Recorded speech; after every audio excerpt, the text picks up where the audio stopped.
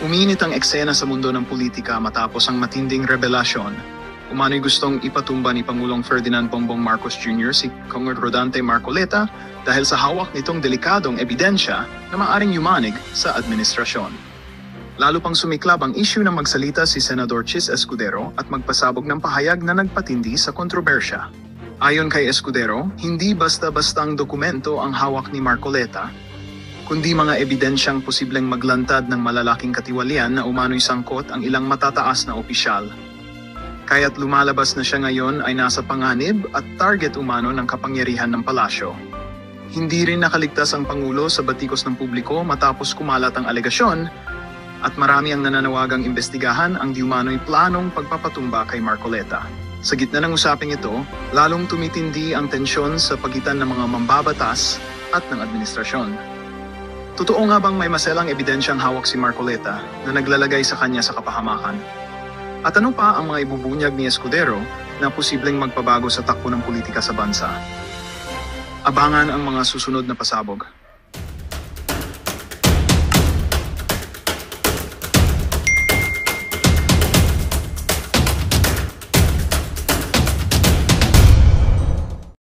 Ito ang kanyang privilege speech 3 hours ago. Panipaniwala ba na wala silang kinausap na kahit isang congressman nakaupo na totoong may hawak ng mga distrito sa lugar na ginalawan nila sa hinaba-haba ng testimonya nila dito o sa Kamara?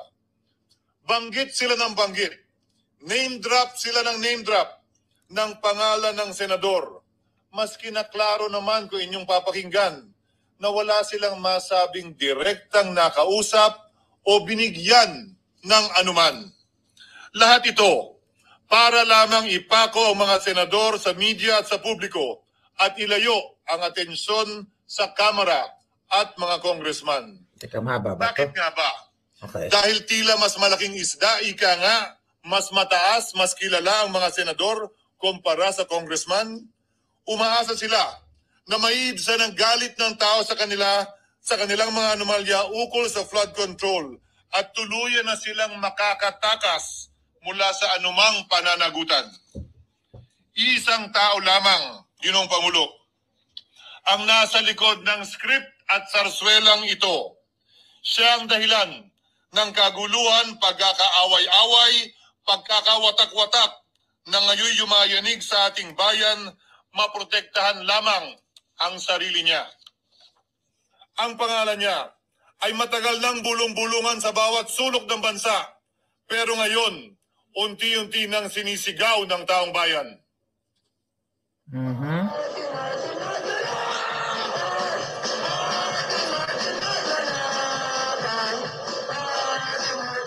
Ayos.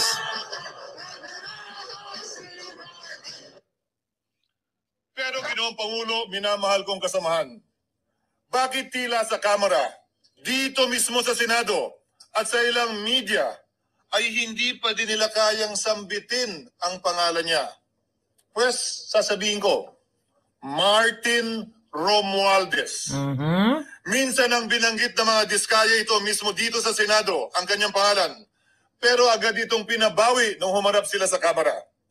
Binanggit ni Master Sergeant Gutesa ang kanyang pangalan. Pero ultimo notaryo, natunto nila at pinabawi nila ang pagnotaryo. Buti na lang, huli na nasabi na niya ang pangalan ni Martin Romualdez na pinanumpan dito mismo sa ating Blue Ribbon Committee.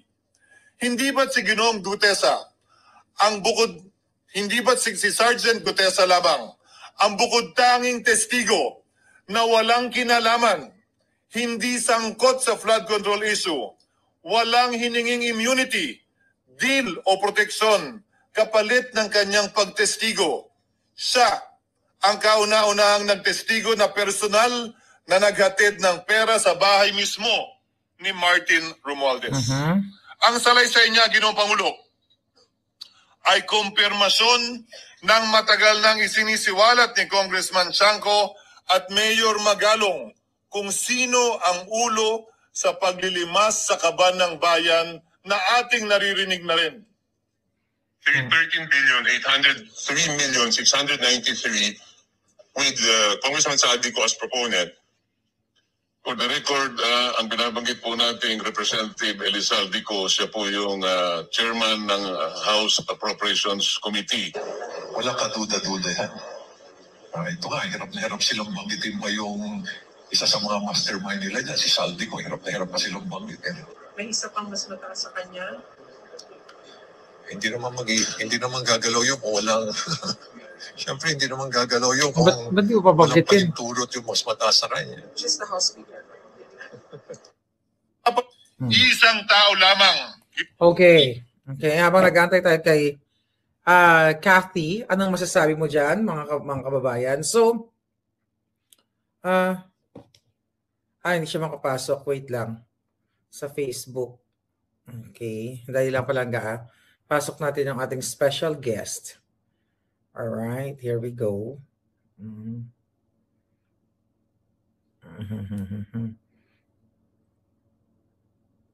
Message. May problema pala. Okay. Ayan na. So anyway, mga kababayan, ayan, nagkatumbahan na sila. So, bumbelta na ngayon si Escudero. Right? Actually, maganda yung nangyayari. Alam mo kung bakit? Naglalaglagan na sila. At pabor ito sa taong bayan. So, yan ang patunay na alam naman ni Escudero pala yan noon eh. Kailangan pa siyang pangalanan, bago niya rin pangalanan itong kawatan na si Martin Romualdez. Kanina, mga palangga, Vance Vlog, ano yung pasabog ni Senator Marcoleta? Baka napanood ko na ba o hindi pa? Right? Comment nga dyan. May bago ba? So anyway, itong nangyayari ngayon, halos lahat dyan ng mga politiko damay yan. Halos lahat. May matira man yan, mangilan-ngilan. Okay? Na nagnanakaw talaga sila sa kaba ng bayan. Sabi ko nga, si Martin Romualdez, matagal ko na sa inyo yan, in-expose, na talagang kasabwat na ni Satanas. Yes, sabi ni Janice Galicia, naglabo-labo na sila. At paulit-ulit natin sasabihin sa inyo, dito ngayon, ayan, may bagong expose o privileged speech itong si Escudero, pero hindi ibig sabihin yan ay malinis na siya. Diba? Lahat sila naghuhugas kamay. So parang ganito yan, binato mo ako, babatuhin din kita. So kung hindi natin na-expose itong mga ito, alright, kung hindi nagdala ng surprise witness si Senator Marcoleta, at kung hindi tayo nagsisipag, nagsisipag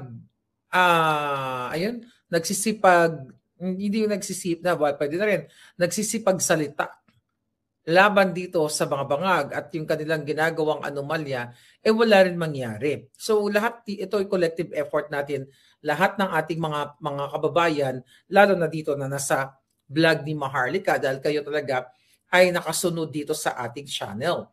Ang dami nating in-expose. Yan, si Romualdez, na-expose na natin yan. At ngayon, in-expose na nga na siya ni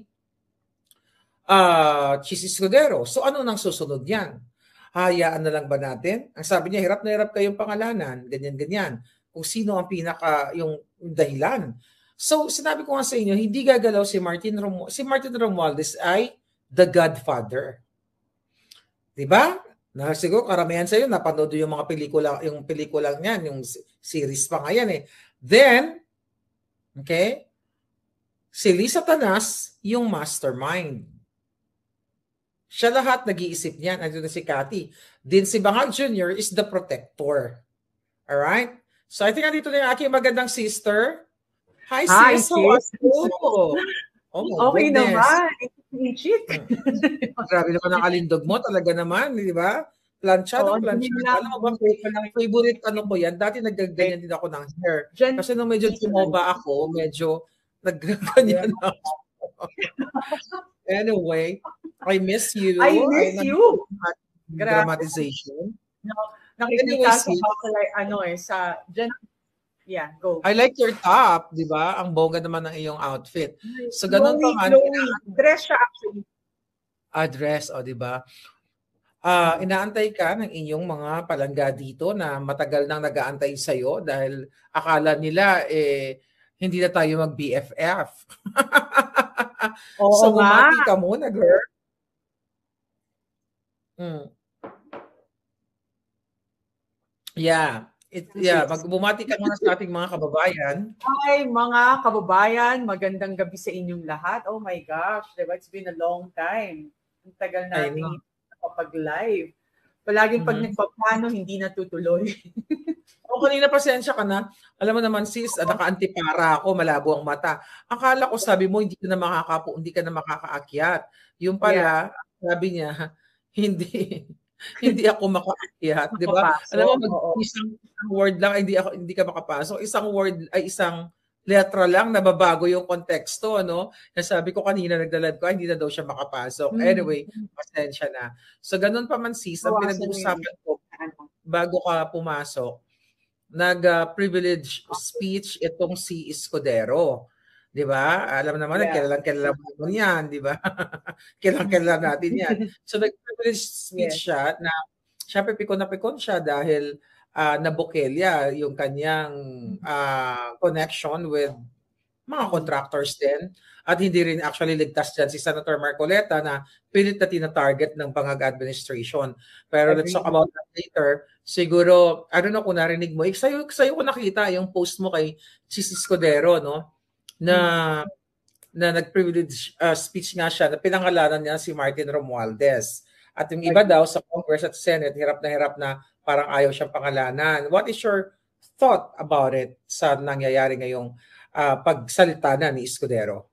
Well, tama lang, timing lang. Kasi kung ano man yung nangyayari right now, as a leader, dapat talaga is panigan nila kung ano yung makakabuti sa bansa natin at sa kapwa Pilipino, sa mamamayang Pilipino. Kasi lantaran naman sis.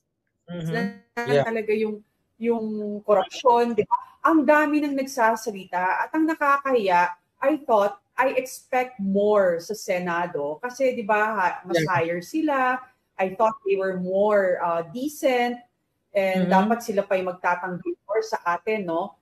Kukunti na nga lang sila tapos ganyan pa yung pinapakita nila. I'm not talking about who is sitting as a committee chair in Blue Ribbon anymore. I'm talking about in general kasi dapat ang ginagawa nila is manindigan sila kung ano yung para nakakabuti para sa ating lahat. Ang nagiging problema sis, halatang may pinagtatakpan at saka hindi ko masisisi Senator Chis Escudero kasi talaga namang ginagawa siyang sacrificial lamb. Tapos magtataka ka sa dami-daming binanggit na congressman na mga witnesses or mga resource nililis nila, pinipilit nilang ibaling sa mga senador more than sa congressman. Di ba doon ka magtataka? Sinong pinoprotektahan ng mga iba dyan sa Senate?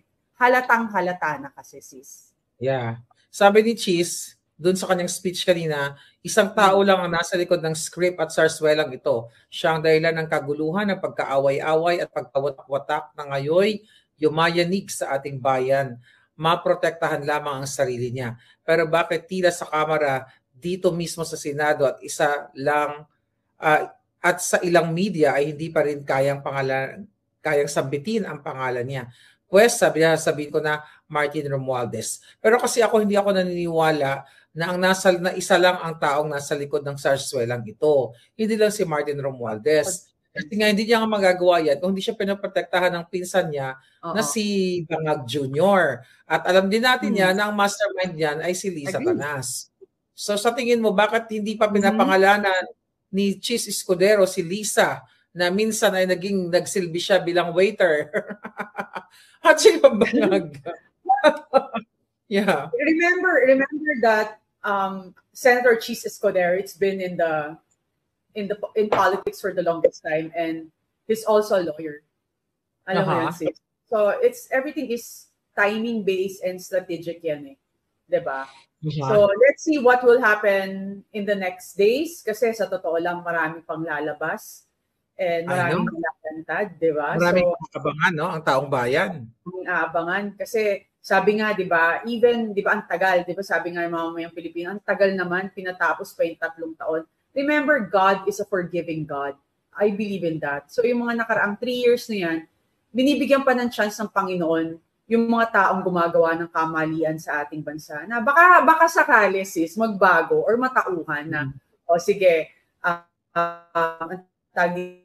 dito ako kayo, pababaya kayo, pero pag dumating yung panahon na talagang hindi kayo nagbabago or sumusobra na kayo and all at hindi kayo nakikinig, ako na mismo yung maglalatag at magpapakita sa sambayan ng Pilipino ng katotohanan, which is what's happening right now. Kasi alam mo ang Pilipino ganito ang ang pasensya na sobra. And we're very forgiving, warm, 'di ba, mapagmahal. So kapag nag-sorry, kapag hindi naman kami apektado yung gano'n, yung parang yung buhay naman namin same lang. 'Di ba ganun tayo mag-isip minsan wala namang mangyayari. So kailangan talaga maranasan natin, we need to experience it. We need to ma-experience natin. Kailangan mainis, magalit talaga tayo. Kailangan makita natin. Hindi pwede yung kinikwento lang. Kailangan talaga makita natin lahat bago tayo mag-react. Kasi pagod na ang mamamayang Pilipino sa puro usapan, di ba? Aminin natin yan. So right now, isipin mo Toby Tiangco nagsalita. Nag-start niya si VP Sara. Actually, si PRRD. Di ba? Sabi niya, we have a weak leader. We have a bangag leader. Mm-hmm. Yeah. Di ba? And wala talaga siyang wala siyang sense of responsibility na leader. So tapos VP Sara nung nag-DepEd, sinabi niya na siya ay what you call this sandali. Okay lang, wag na. Sinabi niya na na what you call this na siya ay sabi ni VP Sara na dalawa lang humahawak ng pondo, si Saldico and Martin Romualdez. 'Di ba? Mm-hmm. So anong ginawa? Kinalaban niya kasi ayaw niyang pumayag na may insertion doon sa DepEd. Pinasama siya hanggang gusto siyang ipa-impeach, hanggang it's a pattern for them. If somebody speaking up against them, gagawin nila lahat para siraan, which is what's happening now nung hindi pumayag, hindi sumang-ayon si Jesus Escudero sa impeachment kasi alam niya problema yan at malaking gulo, 'di ba? Then now si Senator Marcoleta pati ang kanyang asawa personalan ng atake ngayon. 'Di ba? So all about alam mo sis hunger, yung parang yung greed for power, money and fame. They thought they're untouchable, pero nakalimutan nila ang Diyos lang talaga yung magbibigay niyan na kapag sinabi yan, this is the time, thy will be done, eto na yon, hindi na ito mapipigilan, wala nang katapusan, gera na. Wala nang gera na ba ito, sis? Yeah. Actually, it's always like that, like ako naman, alam mo naman yan, sister, nagkakilala tayo last year dahil nga sa Polvoron video. Yes. Pero tama ka nga, things happened in the right place and in the right time, and things happen for a reason. So minsan naman kasi ako, gigil na ako dahil August pagpasok pa lang ni Bangag, nag-expose na ako bilang dati nilang taga-suporta, at yun nga, alam mo naman yan, hindi naman lingid sa iyong kaalaman na itong flood control na yan ay 2023 ko pa in-expose at nakasuhan nga ako ng yung mga tao ngayon na involved like Zaldico. At sabi ko nga, looking forward na susunod naman na imbestigahan. Kaso lang, tinanggal si Senator Marcoleta sa Blue Ribbon, sana isunod na yung PCSO. Isunod na ang Bureau of Customs, ang immigration, ang dami dyan. Lahat yan, PPA, kasabwat lahat si Lisa Tanasian. So, and it's good na, yun na nga, nung nag-expose tayo dito, like,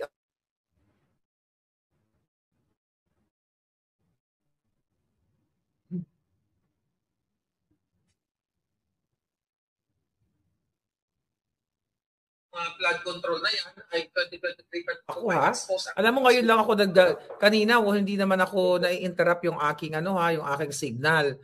Okay. Ngayon, hello, mic test, can you hear me? Narinig niyo ba ako mga palangga? So si Cathy sana naririnig natin. Okay. So narinig niyo ba ako o ako lang naririnig niyo? Si Cathy nawawala Ay, ako ba nawawala, sis? Ayan, nakabalik na tayo. So, ganun pa man, sister, this is their high time na sana manindigan na yung taong bayan. Pero nga, sabi na nag-comment kanina si Joanne Pantoja na totoo naman na nakakasawa na kaya lang hindi na daw talaga papansinin dahil sila ang lahat sila ang lahat na nagplano nitong mga pagnanakaw na ito. And syempre yung taong bayan din talaga, naghanap sila ng figure. Like, kung sino to mga figure na ito na mamuno? Sino tong figure na to laban sa mga bangag? AFP. O like yung mga, mga na talaga may panindigan.